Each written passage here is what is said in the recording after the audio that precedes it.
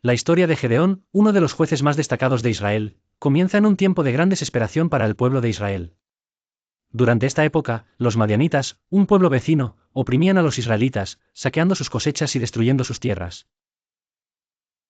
Los israelitas se veían forzados a esconderse en las montañas y en cavernas para escapar de los ataques, viviendo en una pobreza extrema.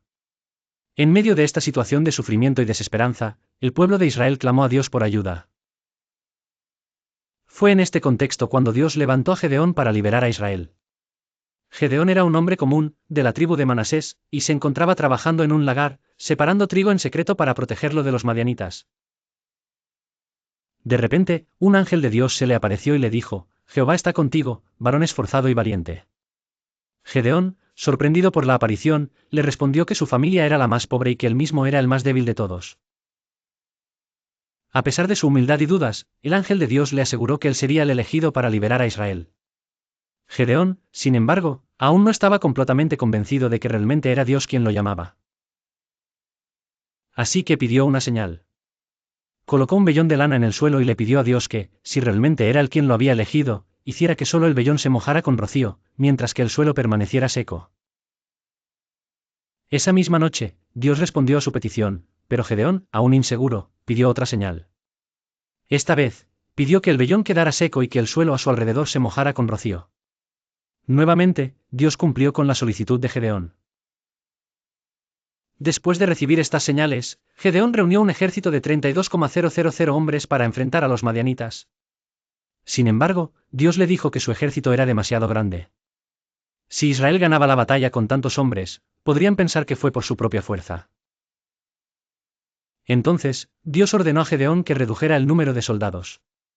Primero, pidió a aquellos que tuvieran miedo que se fueran, y 22,000 hombres regresaron a sus casas. A continuación, Dios le dio una prueba adicional: debía llevar a los soldados a beber agua de un río. Solo los 300 hombres que bebieran de una manera específica serían seleccionados para la batalla. Así, Gedeón quedó con apenas 300 hombres, una cantidad que parecía completamente insuficiente para enfrentar a un ejército madianita mucho más grande. Con solo 300 hombres, Gedeón no se dejó vencer por el miedo y siguió confiando en la dirección de Dios.